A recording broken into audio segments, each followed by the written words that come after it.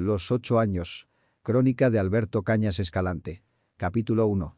Costa Rica era una democracia. Costa Rica había vivido en paz. En Costa Rica se gozaba de libertad. El fenómeno, para los hombres de América, era inaudito. En el turbión de dictaduras y disturbios, Costa Rica era un oasis. Y más que un oasis, una invitación al lugar común. Sobre ningún pueblo de América se han escrito más lugares comunes que los costarricenses han escrito sobre el suyo. Suiza centroamericana, país que tiene más maestros que soldados, la retahíla es larga. El origen de esa situación se remonta a la colonia. Costa Rica era una paradoja, porque nunca había sido rica. Era, en realidad, una de las más pobres porciones del Imperio español. Nada había en ella que invitara a la expoliación o a la explotación. Pequeño apéndice de la Capitanía General de Guatemala, despoblado casi, no era tentación para nadie. El español que a Costa Rica llegara no vendría el son de conquistador, que en Costa Rica poco había que conquistar, no encontraría trabajo gratuito de indios, porque nunca los había habido en cantidad significante. No había oro para las iglesias o para las arcas, no había indios para la esclavitud o el fácil mestizaje. El español que a Costa Rica llegara tenía que llegar como colono y no como conquistador, a vivir y no a enriquecerse. Y así, el grito de independencia, dado en Guatemala y escuchado en Costa Rica muchas semanas después, fue recibido por una población de pequeños hacendados que tenían que trabajar porque no había quien trabajase para ellos, por una clase afincada que no tenía privilegios de la corona, sino buenos solares, plantaciones fértiles y alguna vez un piano o libros en francés. A colonia así de humilde, la declararon independiente desde la Capitanía General.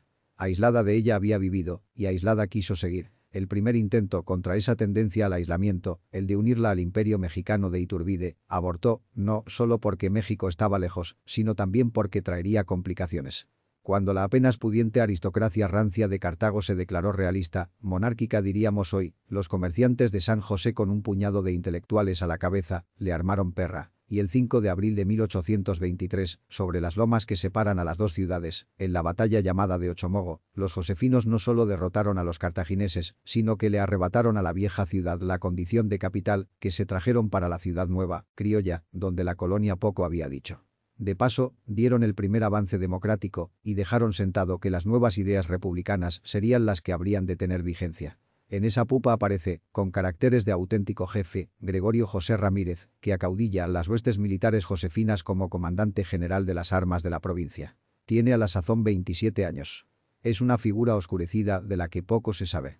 Emerge en la historia como un veloz cometa. Sabemos que fue marino, que viajó y llegó hasta Chile, que leía mucho. Se cree que había visitado los Estados Unidos. Y tenía una singular conciencia que ahora podríamos denominar democrática. La tradición, nos lo pinta pequeño de cuerpo, endeble y enfermizo, pero dotado de una energía indomable y de un carácter de acero. Marino de oficio, navegaba desde hacía varios años en el Pacífico, visitando los puertos del Reino de Guatemala y de la América del Sur.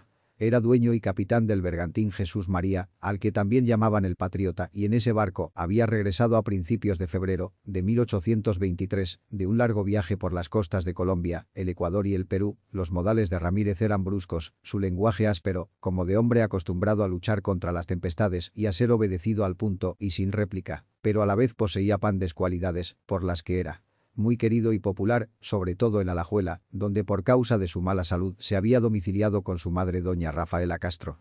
Liberal entusiasta, fue uno de los muy pocos que soñaron con emancipar a Costa Rica en las postrimerías del dominio español, y desde la independencia había figurado mucho en representación de la villa de Alajuela, de cuyo partido republicano era el jefe. En aquel momento, Ramírez representa la tesis democrática. Una democracia a la fuerza, si el lector lo quiere, porque Ramírez, al asumir el mando, se convierte en dictador por 10 días. Hace erigir una horca en la plaza principal de San José y anuncia que colgará de ella a quien no obedezca. Al principal intrigante realista, José Santos Lombardo, le inflige la tortura mental de probarle diariamente un par de pillos que nunca llegan a ajustarle. Pero no cuelga a nadie. Al terminar los 10 días, convoca al Congreso para que reanude el sistema de juntas gubernamentales, y una tarde, cuando cree que los realistas están obteniendo demasiada injerencia en el nuevo régimen, se va. Al fin y al cabo, la lucha armada ha terminado y el país está en paz. Lo importante ha sido dejar triunfante la tesis republicana. Ya está en vías de promulgarse la primera ley fundamental. Ramírez se ha limitado apenas a servir una dictadura en la que nadie sufre, por el cortísimo lapso necesario para encarrilar a la patria por los caminos que él aprendió durante sus viajes. Se va con rumbo a su Alajuela. Y allí, al terminar ese año crucial, fallece. No ha cumplido todavía 28 años. Pasan muchos más de los que él alcanzó antes de que se descubra un retrato suyo. Y durante muchas décadas, los textos escolares de historia lo ignoran. Pero es la primer figura de conductor democrático que produce Costa Rica. Don Gregorio José Ramírez, agrega Fernández Guardia. 2. El único hombre de acción que tuvo Costa Rica en aquel tiempo, es una de las figuras más interesantes de nuestra historia posterior a la independencia. Gracias a su energía, valor y actividad, fue resuelta en un sentido liberal y progresista la aguda crisis política de 1823, justificando así plenamente la confianza que en él pusieron los que anhelaban para Costa Rica un régimen republicano y democrático. Caudillo popular, encarnó en aquella época preñada de peligros la voluntad de la mayoría del pueblo y la impuso a los que pretendieron violentarla. Por este motivo, su actuación en nuestra primera contienda civil ha sido objeto de apasionadas censuras y se le ha pintado como a un déspota vulgar, especialmente por la prisión de Lombardo, en quien han querido ver algunos a un patriota excelso. Pero la verdad es otra. Ramírez era realmente un demócrata de corazón y un buen ciudadano, como lo prueba la circunstancia de no haber querido quedarse con la dictadura después de la jornada de Ochomogo y de la rendición de los imperialistas. Al contrario, se apresuró a restablecer el orden legal, convocando a la Asamblea a fin de que ésta reorganizase el gobierno de la provincia, como en efecto lo hizo. De estos sucesos arranca la tradición costarricense. Claro, durante el siglo XIX hay discordias intestinas, y hay cuartelazos, y hay dictaduras, pero por lo general tienen un sentido de progreso y republicanismo, como la de Braulio Carrillo. Hay incluso una pareja de militares que se impone durante 10 años hasta que otro militar acaba con ellos. Pero el país, declarado oficialmente república en 1848, se desarrolla normalmente, vive en libertad y la proporciona, y llega hasta desangrarse en 1856 y 1857 por la libertad de Nicaragua y eventualmente de los otros países centroamericanos con los cuales quiere vivir pero no convivir.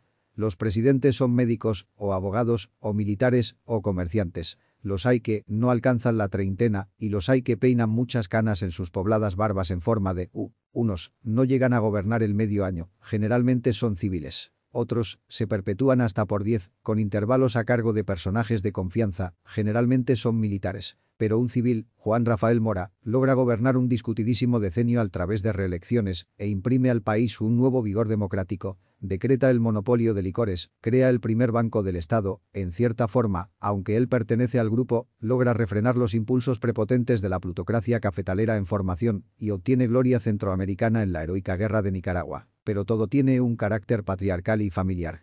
El generalísimo de las tropas es su hermano José Joaquín. El gran militar del contingente costarricense es su cuñado, el salvadoreño José María Cañas. Y es otro cuñado suyo, José María Montealegre, el que asume el poder cuando Mora es derrocado y el que lo ejerce cuando se da la orden de que le fusilen en compañía de Cañas. En Montealegre, a diferencia de Mora, pesan más los intereses económicos, pero por lo demás no hace mal gobierno, aunque de su administración arranque el predominio de 10 años de los generales Blanco y Salazar, que solo termina en 1870, cuando otro general, Tomás Guardia, acaba con ellos y manda en Costa Rica hasta su muerte, con un sentido de empuje y progreso cuyas proyecciones todavía hoy se sienten. Pero el gran movimiento de afirmación política popular ocurre en 1889. A través de las presidencias hereditarias y militares, ha llegado al gobierno el general Bernardo Soto, general a la costarricense usanza, pero más que eso y antes que eso, abogado, es decir, hombres de leyes, hombre civil y liberal. Un auténtico liberal de su época que se rodea de una pléyade de brillantes jóvenes que apenas rebasan los 30 años y al que con cierto tonillo despectivo llaman algunos el Olimpo. Son muchachos ante todo intelectuales y tienen un claro concepto, un liberal concepto de las cosas. Liberal come curas a ratos, pero lo que interesa es que es políticamente liberal. Han viajado, han estudiado, han visto mundo y libros. Y encuentran que la tranquilidad costarricense es buen terreno para una semilla auténticamente democrática. Rodean a Soto y hacen brillante su gobierno. Y se preparan a elegir presidente en 1890 a un liberal. Ascensión Esquivel. Pero pareciera que el pueblo no está todavía maduro para esas cosas del liberalismo y quiere a otro candidato. José Joaquín Rodríguez, que tiene un yerno llamado Rafael Iglesias, que es una joven candela de dinamita. Con Esquivel, dice don Ricardo Jiménez, estaban los hombres de avanzada, los que pensaban en una república democrática y liberal en que el poder se levantara del pueblo, se sostuviera con el pueblo y se devolviera al pueblo, y que éste fuera libre para escoger, para elegir y para disipar a sus gobernantes y representantes. En torno de Rodríguez, agrega, estaban agrupadas muchas fuerzas de la reacción. Pero el problema no es de ideas sino de afirmación política popular. El pupo liberal, lo confiesa el propio señor Jiménez que se apartó temporalmente de él por eso, tenía la intención de ganar la elección a la brava. Incluso se vio el caso de tropas que se lanzaron a la calle un día, el 7 de noviembre de 1889, a vivar a Esquivel. Y ese mismo día, ante los amagos de un golpe de Estado, Iglesias recorre los lugares cercanos a la capital y moviliza a la población rodriguista, que tiene en la bolsa, aunque no se lo hayan reconocido, el triunfo en la elección de electores celebrada pocos días antes. En la noche, 7.000 hombres marchan por los 4 puntos cardinales hacia San José. Cada uno trae su arma, y de los comercios más grandes de la capital han salido subrepticiamente otras. Pistolas, rifles, cuchillos, machetes. Hay algunas balaceras. La marcha popular se detiene en sitios aledaños y estratégicos. 5.000 gentes capitalinas se le unen. El encuentro parece inminente. Un grupo de dirigentes rodriguistas se dirige a la casa presidencial y pide a Soto que garantice que el triunfo que su partido ha logrado será reconocido. La presión del otro lado sobre Soto es, naturalmente, enorme. Soto sabe que está en capacidad de sofocar el movimiento popular rodriguista, pero cede y deposita el poder en el doctor Carlos Durán, a quien la oposición considera suficiente garantía. El sentimiento popular se ha impuesto. Es cierto que este pacífico triunfo de la mayoría ciudadana detiene por más de una década la inevitable llegada al poder de la muchachada del Olimpo, de la generación del 89 que decimos hoy, pero el país obtiene, en cambio a partir de 1894, el gobierno vigoroso, aunque muy discutible desde un punto de vista democrático, del joven caudillo Iglesias, que sucede a su suegro y, mediante una hábil maniobra reeleccionaria operada en 1898, logra gobernar hasta 1902 en medio de las iras de las fuerzas plutocráticas que apoyaran a Rodríguez y a las cuales él combate ahora denodadamente. En 1906, y tras un gobierno de transición del derrotado candidato Esquivel de 1889, los olímpicos liberales asumen plenamente el gobierno y se inaugura formalmente en Costa Rica la era más limpiamente democrática. La inicia Cleto González Víquez, aunque las circunstancias de su llegada al poder sean todavía hoy objeto de discusión, la continúa Ricardo Jiménez y la sostienen ambos por 30 años. Es la edad de oro. La formalidad democrática alcanza en ella su esplendor.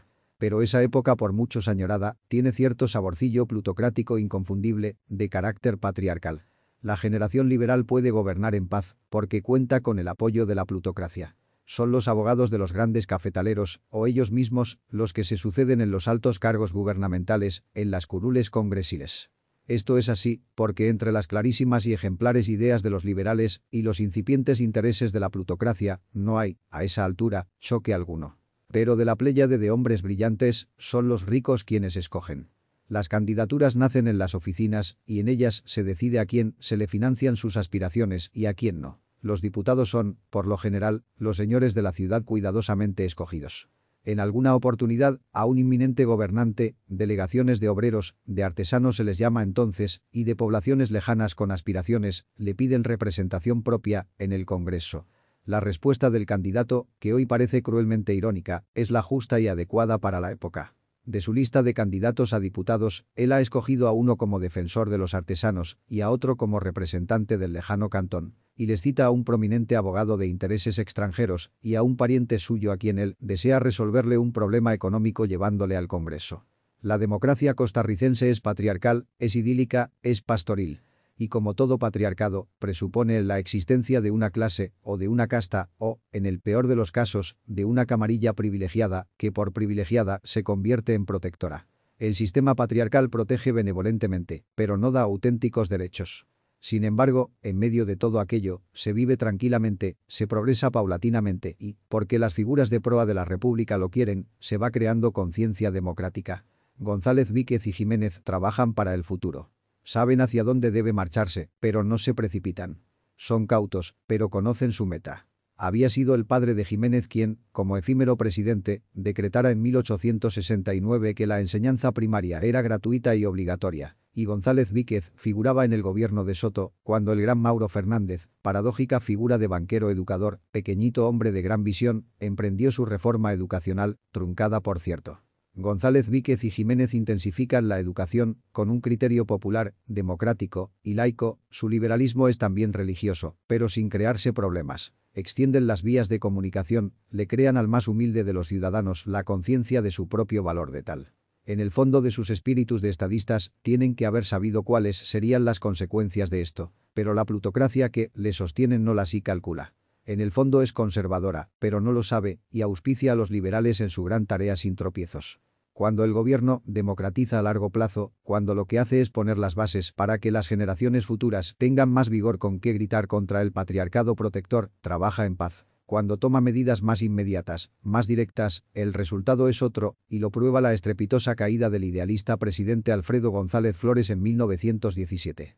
González Flores ha llegado al poder, por una extraña combinación política, en 1914, a los 35 años. Es soñador, es ingenuo, es excesivamente estudioso, y para la aristocracia josefina, ya para entonces muy parecida a la cartaginesa de 1823, es un vulgar provinciano que, para colmo de males, ha decidido ponerla a tributar. Vive todavía Costa Rica la época en que, para ser alguien, hay que ser hijo de alguien. Hay un número de familias que son o fueron ricas y que dominan. Esto, y almohadilla tan aceptado, que la expresión usual para indicar que alguien es de buena sociedad, es decir que es gente. Los demás, se deduce, no lo son, pero no por no serlo se les va a perseguir o a humillar, eso, jamás, se les protege, tienen derecho al voto y suavemente se les indica por quién han de darlo. A veces, es cierto, se rebelan, pero en pequeña cantidad, los políticos que tratan de prescindir del sistema. Máximo Fernández y Jorge Bolio, por ejemplo, fracasan.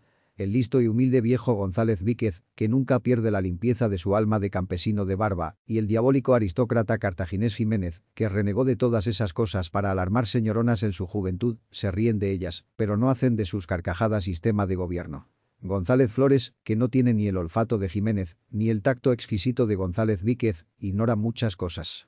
Él lo que quiere es pagarle al destino la jugarreta que le llevó a la presidencia, con un gran paso hacia adelante. Pero ese paso roza intereses. Intereses económicos, intereses sociales e intereses de clase. Y en el más borbónico nombre de la aristocracia, su aristocrático ministro de guerra Federico Tinoco lo tumba frescamente, entra a gobernar en compañía de los más sonoros apellidos, e instaura, por 30 meses, la única auténtica dictadura que ha vivido hasta ese momento Costa Rica, por lo menos, la única que puede codearse con sus congéneres del continente.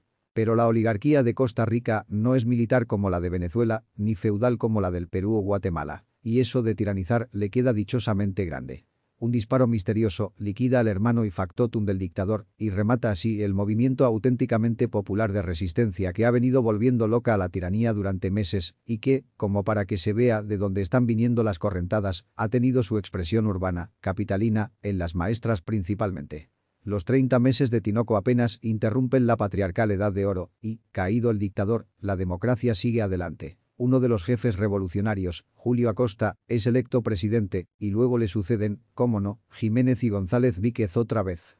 Hay ya algunas voces pensantes que comienzan a clamar que la democracia costarricense solo lo es porque González Víquez y Jiménez quieren que lo sea, que la democracia costarricense circula de arriba hacia abajo y no de abajo hacia arriba, que tiene su base en la casa presidencial y no en otra parte, y que no sería difícil destruirla. El país, se quejan, no tiene equipo humano para sostenerse cuando los dos grandes presidentes desaparezcan.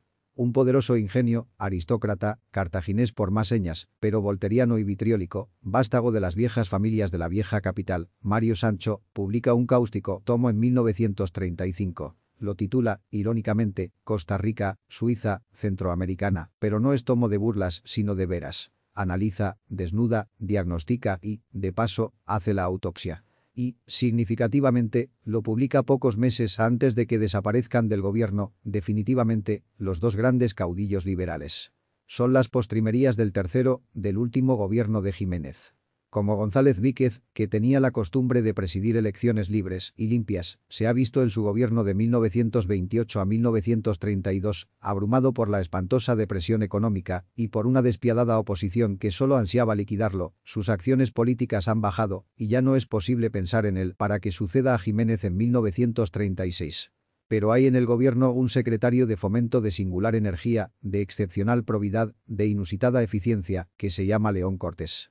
La aristocracia vuelve los ojos hacia él, aunque algunos de los más recalcitrantes aristócratas deciden hacer casa aparte porque Cortés es tan solo un notario alajuelense. Pero ocurre un fenómeno que los hombres de 1935 difícilmente notan y al que, en todo caso, no le dan importancia. Y ese fenómeno es el de que, antes de que la plutocracia bajara el dedo, ya otros individuos habían vuelto sus ojos hacia Cortés. En términos simples, esos otros individuos se podían denominar con una palabreja resobada. El pueblo. Era de las clases bajas, de las clases populares, de donde salía aquella candidatura. El pueblo, por primera vez, hablaba antes. Pero la desaparición de los grandes conductores liberales deja una orfandad. La generación que le sigue no tiene la contextura ni la cohesión de su predecesora. Los hombres del Olimpo han dominado la vida costarricense durante casi medio siglo, y quienes vienen detrás de ellos, criados, crecidos y educados bajo su sombra, están ya acostumbrados a que todo se les entregue hecho. Mientras hubiera un don Cleto, mientras hubiera un don Ricardo, y gentes como las que, coetáneas con ellos gobernaron, no había que preocuparse, y la generación siguiente es despreocupada. No tiene un programa, no digamos político, no tiene un programa vital, no sabe hacia dónde va, ni mucho menos hacia dónde debe irse. Si el acaecer democrático es tránsito y nunca meta, para ellos meta fue lo que los viejos liberales hicieran. No aciertan a proyectar cómo pudiera seguirse adelante. No conciben el régimen como camino y ruta, sino como desideratum ya alcanzado. Si Costa Rica ha sido por medio siglo la democracia ejemplar de su época, y ellos han sido los más denodados propagandistas de esa versión, creen ellos que podrá seguir siéndolo sin que nada se varíe, sin que nada cambie. Una democracia del 900 es para ellos suficiente y seguirá de seguro siendo ejemplo. El influjo benevolente y fortísimo de la generación liberal les ha dejado desnudos. Hay dentro de esa generación estimables profesores, distinguidos abogados, pulcros políticos, empresarios de empuje, esporádicamente, un economista de talento. Pero es una generación de hombres disgregados. El único representante auténtico e integral de la auténtica e integral ideología de los liberales que esa generación produce se llama Otilio Ulate y está relegado a segunda fila. Tendrá que esperar una década para asumir un papel conductor. Administrativamente, el acceso de esa generación perdida tiene resultados benéficos, mas solo mientras León Cortés gobierne. Pero León Cortés no llega a cobrar verdadera importancia histórica en su paso por el gobierno. Todavía es tímido y está muy bien acomodado dentro del sistema. Es cuando abandona la presidencia que crece su figura, que se convierte en auténtico caudillo civil, alimentado en la entraña pura del agro y lleno de corpulenta grandeza. La historia habrá de fijarse con más atención en el expresidente Cortés que en el presidente Cortés. Su paso por la casa presidencial le agudiza, es cierto, su atinado sentido de lo popular y de lo democrático, pero su gobierno, caracterizado por una labor gigantesca en materia de obras públicas y por una honestidad administrativa llena de eficiencia, no alcanza a detener lo que ya habría sido vislumbrable en 1936. Y es que, al abdicar su comando por la edad los viejos caudillos liberales, los cuadros humanos que van a ocupar su sitio no están compuestos por hombres de Estado, sino por políticos. El tránsito de 1936 se salva porque León Cortés es un hombre enérgico y honesto, pero ya la corrupción política se está preparando para el asalto, le deja gobernar en espera de oportunidad mejor. Si el Congreso es incapaz, ello no se siente, porque el presidente no lo es. Si los políticos son corruptos, ello no se nota, porque el régimen ejecutivo no les da todavía la oportunidad de demostrarlo. Pero ya se amañan, en escala cantonal, las elecciones. Ya los pequeños caciques provinciales intentan prolongar el disfrute, tratando de establecer una especie de cesarismo presidencial. Desaparecidas las venerables figuras, llenas de contenido humano y auténtica actividad creadora, y provistas de una posición política de honda y filosófica raíz, el campo está abierto a la aventura. Los gobernantes grandes habían gobernado con hombres pequeños, les habían dado paso. Y los hombres pequeños se han tocado, se han sentido, y deciden que el mundo es de ellos. En un momento dado, pareciera como si León Cortés se convirtiese en su prisionero. Lo grave para León Cortés es que, mientras gobierna, parece creer en ellos. La manifestación más patente del fenómeno se produce en el problema de la sucesión presidencial. El atractivo personal que Cortés ejerce sobre el pueblo es tan grande que se sabe que la menor preferencia que el presidente indique hacia un aspirante implicará para este el respaldo electoral popular. Pero el presidente no hace la indicación, y son entonces los hombres que le rodean los que se encargan de la labor. Hay por allí un médico joven y bien parecido que tiene aspiraciones, parece ser, y dice que es amigo personal del presidente. Es diputado, y aunque no interviene activamente en la labor parlamentaria, es el que, a los ojos de los diputados pueblerinos, interpreta las intenciones del gobierno, y es, además, muy hábil en conseguir para estos los pequeños y aislados trabajos de obras públicas que ellos requieren para complacer a su clientela electoral y a solicitar los cuales limitan ya su gestión de legisladores. Por otra parte, en su ejercicio profesional, este médico, que se llama Rafael Ángel Calderón Guardia, tiene la virtud de ser muy caritativo. se olvida de pasar las cuentas y habla muy suavemente a los enfermos. Además, la burguesía se comienza a alarmar por las algaradas que arma un pequeño partido comunista que funciona desde 1931 y que ha logrado elegir 2 diputados. Y el doctor Calderón es un ferviente, rabioso y hasta a veces irracional anticomunista. Esto la satisface. El viejo Jiménez, único sobreviviente ya de la generación del 89, comprende que el joven Calderón es un conservador clerical de ribetes reaccionarios y que todo cuanto él y sus contemporáneos lograron está en peligro. Cortés también desconfía del silencioso joven que ante nada se define, pero nada puede hacer ya, y es su propio partido el que proclama a Calderón candidato para suceder al austero alajuelense. Jiménez, que cumple ya 80 años, acepta enfrentársele, pero ya la plutocracia está cogida. No olvida que el viejo caudillo se negó, en su último gobierno, a reprimir por la fuerza la actividad de los muchachos comunistas. Se hace sentir ante los bancos e impide así que el viejo Jiménez, que aún es vigoroso, pueda financiar su 4ª candidatura. Como además de vigoroso, Jiménez es realista, comprende que todo está perdido y se retira. El doctor Calderón se convierte en candidato único y el pueblo, en 1940, como no tiene otra alternativa, vota por él sin saber por quién o por qué está votando. Capítulo 2. Cómo se pierde una popularidad. No hay que olvidar una cosa. Calderón Guardia encontró un país adormecido. Precisamente lo que cabría abonarle fue el despertar que provocó, el recrudecer de la conciencia democrática, la vigilia por ella, el refinamiento del sentido político medio, todo producido como reacción contra su régimen. Pero en 1940, la situación era de adormecimiento. Costa Rica parecía ajena a todas las convulsiones políticas del mundo y lo que es más, a las ideas políticas que al mundo convulsionaban. Es cierto que existía una noción más o menos agudizada sobre lo que estaba sucediendo en Europa, cosa de la que no podía escaparse nadie. Mas la revolución de Roosevelt, el experimento liberal colombiano, la pacificación progresiva de la revolución de México, todo eso estaba fuera del ambiente. La guerra civil de España había acabado de confundir a la opinión media. En general, las convulsiones que ocurrían fuera de las fronteras eran cosa remota. El problema de las dictaduras latinoamericanas, que 8 años más tarde estaría en el espíritu de todos, se tomaba como el producto de un fatal destino del que Costa Rica, por obra y gracia de la providencia y de nadie más, se había salvado. Y loco habría parecido quien osara decir o pensar que la Suiza centroamericana estuviese al borde del abismo. Para la opinión de 1940, la llegada de Calderón al gobierno no tiene ningún significado. Las gentes más despiertas estiman que el nuevo gobernante es intelectualmente inferior a todos los anteriores, pero eso no les preocupa. Nadie está pensando, políticamente, en términos que alcancen más allá de la próxima elección. Nadie cree que vaya a suceder nada. El país, aparentemente, está seguro. No hay quien pueda demostrar que esa seguridad es genuina, pero tampoco hay nadie que pida esa demostración.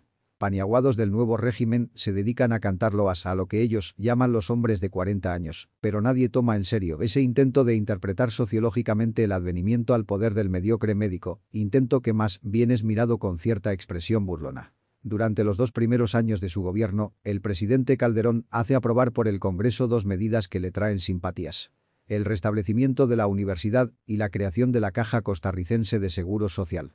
Pero las simpatías que despiertan estas 2 medidas de carácter institucional no son suficientes a contrarrestar otros hechos de la administración. El más patente de ellos, el nepotismo llevado a extremos incalculables.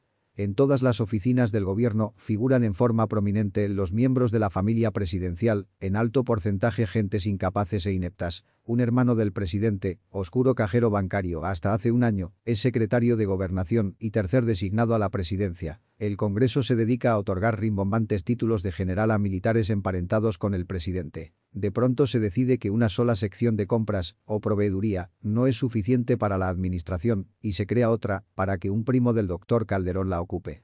Y lo más grave es que algunas de estas gentes no son propiamente modelos de probidad. A los pocos meses, la imaginación popular llama Paco a medias al hermano ministro, porque se dice que ninguna negociación es posible con el gobierno si él no lleva el 50% de las utilidades. Y estas noticias nos las llevan los enemigos, puesto que el gobierno casi no los tiene todavía, sino los propios comerciantes y proveedores de la administración, que no saben si condenarlas. Parientes y amigos presidenciales, de las más variadas profesiones u oficios, obtienen contratos para construir carreteras, para suplir materiales de construcción, para los servicios más disímiles y más alejados de sus cotidianas actividades. De pronto algunos de ellos, pobres de solemnidad hasta la víspera, resultan propietarios de lujosas residencias en barrios recién inaugurados. Y esta es la profusión de allegados al presidente que fabrican esas mansiones churriguerescas que el barrio donde en mayor cantidad proliferan se convierte, para la incansable imaginación popular, en barrio de los opilados. Las reservas monetarias que Cortés dejara en el Tesoro se agotan en pocos meses. No ha pasado medio año de gobierno, cuando ya el pago de las obligaciones administrativas se atrasa por meses y meses. El gobierno no presenta proyectos de presupuesto y el Congreso, obediente a todo, le autoriza a seguir adelante con los gastos y a introducir en el último presupuesto de Cortés, que sirve de molde, las variaciones que estime necesarias, agregando, con su poquitín de vergüenza, una advertencia de que no debe variarse el total fijado en 1939, pero el gobierno no hace caso de ella. Y por primera vez desde que terminara la depresión económica llamada del 29, el gobierno cierra con déficit, un déficit de más de 2 millones, el año fiscal. Esto ocurre al terminar 1940, es decir, 8 meses después de llegar al poder el doctor Calderón. En 1943, el gobierno se las arreglará para que el déficit sea de más de 30 millones. Por supuesto, esta política va acompañada de rimbombantes declaraciones en contrario. La política hacendaria del gobierno consiste fundamentalmente en la nivelación del presupuesto, dice el secretario de Hacienda en 1940. Mientras tanto, los parientes del mandatario, así lo sean en grados casi remotos, viajan, se convierten en empresarios, adquieren propiedades urbanas y rurales. Y los allegados al gobierno se lanzan a una desaforada propagación de candidaturas presidenciales para 1944, en la esperanza de que Calderón señale pronto cuál es la de su preferencia. Toda la eficacia administrativa implantada por Cortés se relaja. Para nadie es un secreto la aversión que a este profesa el presidente y que algunos familiares suyos indiscretamente comentaban desde antes de asumir todos el poder. Pero esta situación de odio personal no parece preocupar mucho. Al fin y al cabo, los elementos política y socialmente dirigentes están también más o menos distanciados de Cortés. Los políticos comienzan a pulular de uno a otro entre aquellos de sus colegas a quienes presumen con más posibilidad de obtener el favor presidencial, y los plutócratas mismos se preparan a proclamar a uno de su propia entraña como el ungido del gobernante.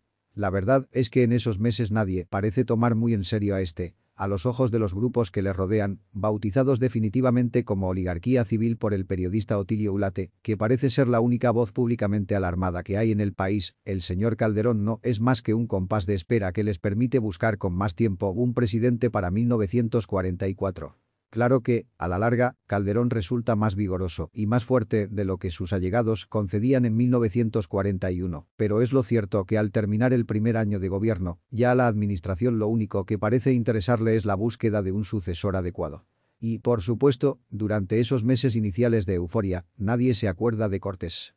Cortés está ausente, y para la oligarquía civil, compuesta por partes iguales de plutócratas y politiqueros, es una especie de cadáver.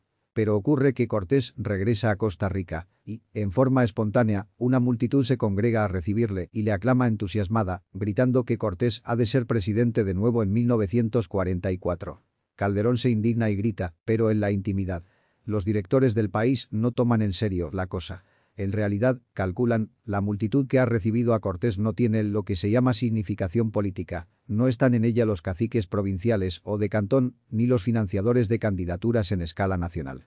Aquello no es más que un grupo de exaltados, grande es cierto, pero en el que no están incluidos los que algo significan o los que algo influyen.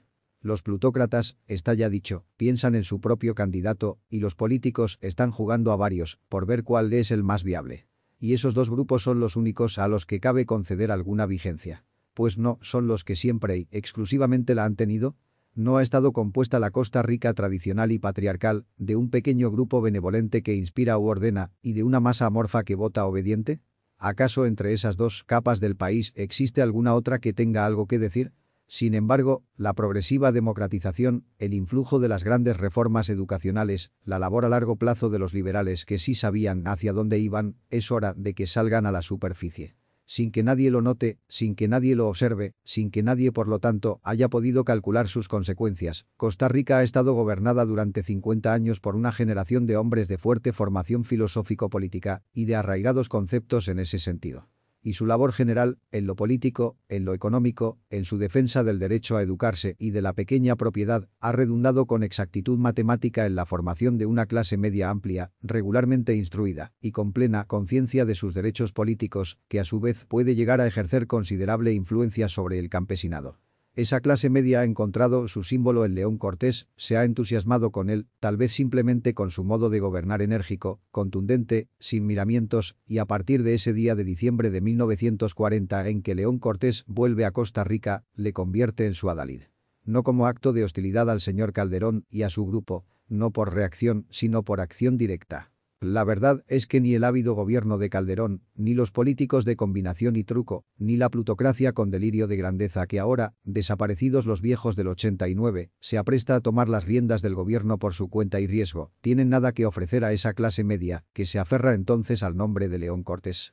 A los 6 meses del regreso de Cortés, el presidente deja de guardar las apariencias. Cualquier nimiedad le sirve de pretexto, y un día, cuando comienzan las lluvias de 1941, Rafael Ángel Calderón Guardia lanza a la prensa la más insólita declaración que presidente alguno haya hecho en Costa Rica. Afirma a los 4 vientos, perdido totalmente el pudor, que considerará como su enemigo personal y como enemigo de su gobierno, a quien quiera que simpatice o en alguna forma ayude o apoye una candidatura de León Cortés para sucederle en 1944.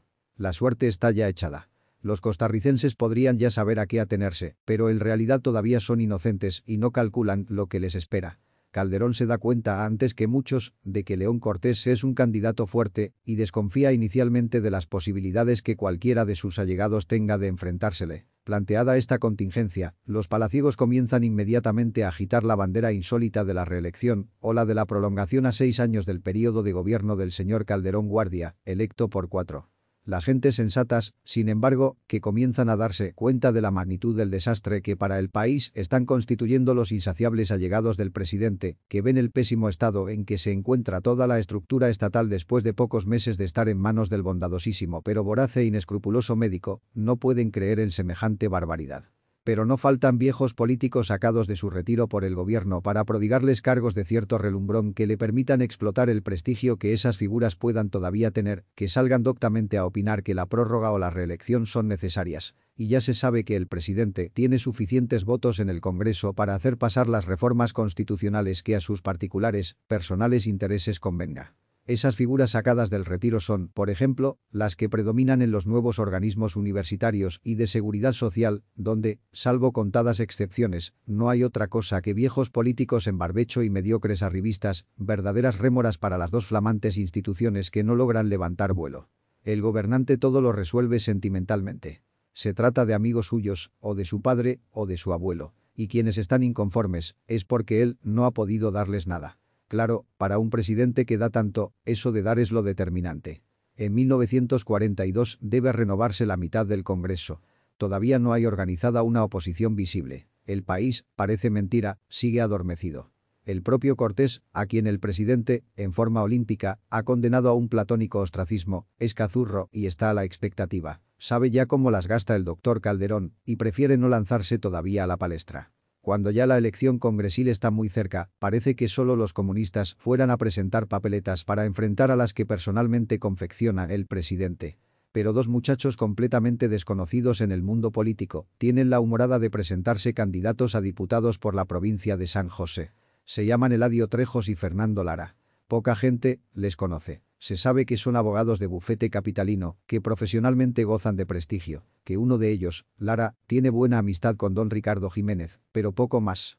Su campaña la hacen ellos mismos, con escasos medios financieros. No se lanzan todavía a denunciar al gobierno, pero sí anuncian discretamente que, de salir electos, se opondrán a la prórroga de poderes para el señor Calderón. La opinión general los mira con cierta piedad y recuerda cuál ha sido el tradicional destino de esas candidaturas independientes, cuál el de esos esperanzados que se lanzan sin el respaldo de un partido u organización de carácter nacional. Nunca han logrado nada. Cada 4 años, el resultado de esas elecciones de mitad del período presidencial trae la destrucción de muchas esperanzas optimistas e ilusorias.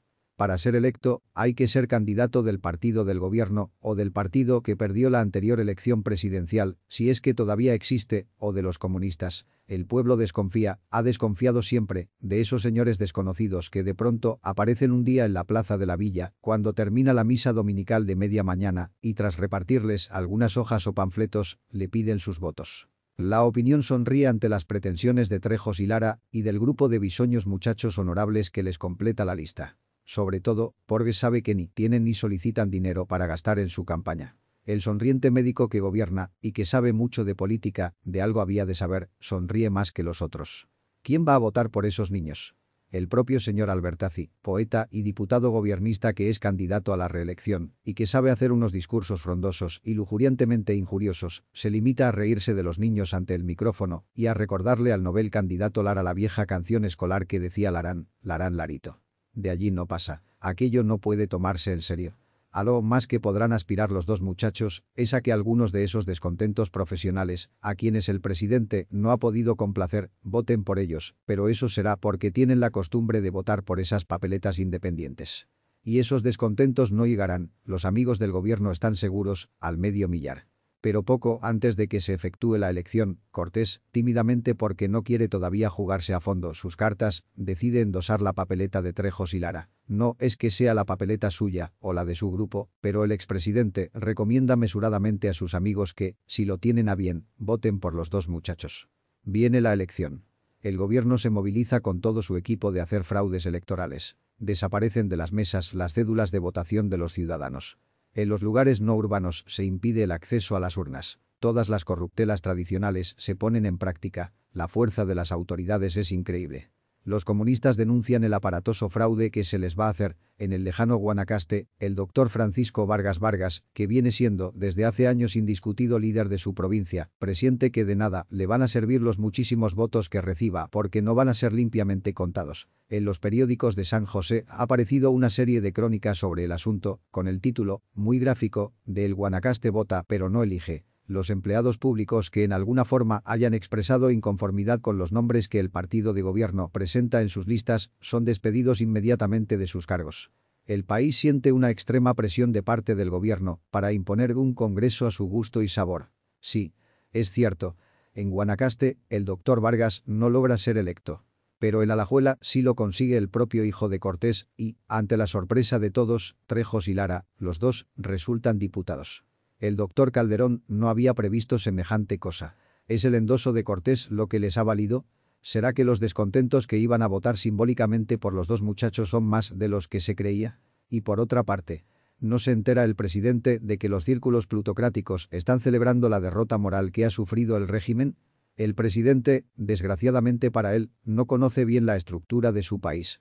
Él de lo que sabe es de política a la manera usual y conocida, pero en política también es miope, porque en política lo que sabe es lo poco que ha visto y aprendido de memoria. Para él, la realidad de Costa Rica no es más que aquella que en su constante ajetreo electoral de 10 años ha podido ver. Costa Rica está compuesta, para él, de ricos del Club Unión, que lo financiaron, de políticos y caciques de pueblo, que lo apoyaron y lo apoyan, y del grupo comunista, que le combate denodadamente por sus ribetes de conservador y clerical, y por la fobia que contra sus ideas expresa todos los días. Es decir, lo visible. La Costa Rica que ve el doctor Calderón es la que puede observarse a simple vista. Un estadista que se sienta así de repudiado, porque pese a todos los grupos no gobiernistas han electo más diputados que de costumbre, aunque luego en el recuento final las cosas hayan sido cambiadas, tiene que hacer examen de conciencia y preguntarse a qué se debe el repudio. En este caso, podría llegar a la conclusión de que es debido a los excesos de su nepotismo, a la corrupción ambiente, a la pésima política fiscal, al enriquecimiento súbito de sus paniaguados, al derroche de los dineros públicos, a la politiquería que el gobierno está entregado a hacer, a la falta de altura o de elegancia que el gobierno tiene para tratar las cosas, pero, principalmente, a la impureza, a la falta de honestidad. Pero el presidente Calderón, que sabe que el número de diputados no adictos a él que llegarán al Congreso no es trasunto exacto del resultado de la elección, rotundamente adverso al gobierno, no puede hacerse ese examen de conciencia a fondo, con su consiguiente propósito de enmienda. Él, que es ante todo un hombre bueno, no comprende lo que pasa. Para él, hay implícita una ingratitud en lo que ha sucedido. ¿Cómo es posible que a él, que es tan bueno, que es tan bondadoso, que es tan dadivoso, le hagan esto? ¿Acaso no ha repartido buenos puestos en la administración para pagar la adhesión a su persona? ¿Es que no comprenden que no puede haberlos para todos? ¡Qué ingratos son los costarricenses! ¿Cómo le persiguen? El estadista que ante esa situación haga verdadero examen de conciencia, se hará luego reflexiones bien distintas. Si la plutocracia le ha repudiado, ¿a quién recurrir? Debe haber una masa silenciosa de ciudadanos, sea de clase media, sea de humilde condición, dispuestos a respaldar a un gobierno honesto y bien intencionado. Pero para obtener ese respaldo, hay que ser bien intencionado, hay que ser honesto. En realidad, lo que procede es rectificar. Pero el presidente Calderón es vanidoso. ¿Rectificar él? ¿No sería eso un error político? Sus allegados lo consideran así y le advierten contra semejante intención. No. Hay que seguir adelante y si los adversarios molestan, arrearle a los adversarios. El presidente puede en ese momento pasar lista a la gente con que cuenta y observar que, nombre por nombre, firma por firma, familia por familia, está con él todo el espantoso régimen de Tinoco. Todo el tinoquismo ha llegado al gobierno con el bondadoso Galeno. Y el tinoquismo es experto en ciertas cosas. Es cierto que su primer intento de dictadura se derrumbó ante el empuje de una rebelión popular, pero ellos no son como los Borbones, que nada olvidaban y nada aprendían. Ellos han aprendido. Además, ya se han podido deshacer de la rémora plutocrática que caracterizó el primer intento. Los que ahora están allí no son los sostenedores de Tinoco, que luego abandonaron a Tinoco, sino los protagonistas, solos. Ahora, para sostenerse, bien puede dársele al régimen cierto sentido popular. Sí. Ahora no serán ya instrumentos de los ricos. Serlo fue el error de 1917 y no hay que repetirlo. Ahora hay que barrer hacia adentro. Ahora hay que ejercer en el propio provecho. Pero hay que buscar un respaldo adicional. El presidente no conoce, en ese sentido, más fuerzas que las electorales. Ya está. Los comunistas no son palabra maldita. Rusia está desangrándose heroicamente contra la invasión nazi. Los rusos están del lado de los aliados. ¿Y no es el gobierno de Costa Rica un ferviente aliado? ¿No fue el primero, acaso, que declaró la guerra al Japón? ¿Quién podría decir nada? Esta es la oportunidad de provocar un acercamiento. Hay que ver qué ofrecen los comunistas y qué quieren. Sí, tal vez se pueda conversar con ellos. Pero también hay que dilucidar rápidamente la cuestión del sucesor. León Cortés no es el político terminado que el doctor pensaba. Por el contrario, está tomando fuerza, y el resultado auténtico de la elección de febrero ha hecho que el asunto de la reelección o la prórroga se archive. Son varios los presuntos candidatos oficiales, pero hay que ir eliminando a ciertos aspirantes. A uno, porque es muy poco conocido. A otro, porque ha tratado de oponerse a los negocios de los nepotes y no sería conveniente, por supuesto. Además, se puede aprovechar la oportunidad para echarlo de una vez del ministerio que incómoda, aunque eficientemente, desempeña. Se necesita un hombre que esté dispuesto a evitar investigaciones sobre lo ocurrido en el presente gobierno y que además guarde las espaldas para un inevitable retorno del doctor Calderón a la presidencia. De paso, sería preferible un hombre lo suficientemente dócil para que no quiera gobernar por su propia cuenta. Tiene que ser un verdadero instrumento. Porque, ¿cómo va a permitir un hombre tan bueno como el doctor que sea otro el que durante 4 años reparta los puestos, prodigue los favores y haga las caridades? Lo que precisa es poner un títere. Pero ese títere ha de tener cierto renombre, cierto relumbrón. No es difícil encontrarlo. Se llama Teodoro Picado y es presidente del Congreso, su adhesión al mandatario es sin límite. Personalmente es honesto, nada se ha dicho contra él, pero no tiene ninguna voluntad, ningún carácter. Además, desde hace años quiere llegar a presidente y los caciques de pueblo y demás politiqueros estarían con él. Fue, además, muy útil en las pasadas elecciones congresiles. Y tiene ese cierto renombre, ese cierto relumbrón, en verdad. Tuvo fama de niño genio, fue un joven de porvenir durante muchos años. Escribe regularmente bien. Es buen orador, incluso se sabe de memoria algún discurso de Bolívar o de Martí. Fue brillante como secretario de Educación de don Ricardo Jiménez, pasados apenas los 30 años. Es cierto que ya está en decadencia, que el niño genio se frustró, que no llegó nada más que a palabrería, que ya nadie le toma en serio, que incluso el presidente Calderón se burla de él y hace chistes a su costa, que es un triste espectáculo, una esperanza de la patria que se acabó prematuramente. Pero tiene figura, es apuesto, educado, cultivado, simpático y cósmicamente débil de carácter. El figurón ideal, el mascarón de proa que se buscaba, el títere de mejores posibilidades, él es el hombre. Además, si las conversaciones que van a iniciarse prosperan, estaría dispuesto a aceptar el apoyo comunista, como aceptaría el de Belcebú si fuera del caso. Todo es cuestión de confiar en las indiscutibles habilidades políticas del doctor Calderón.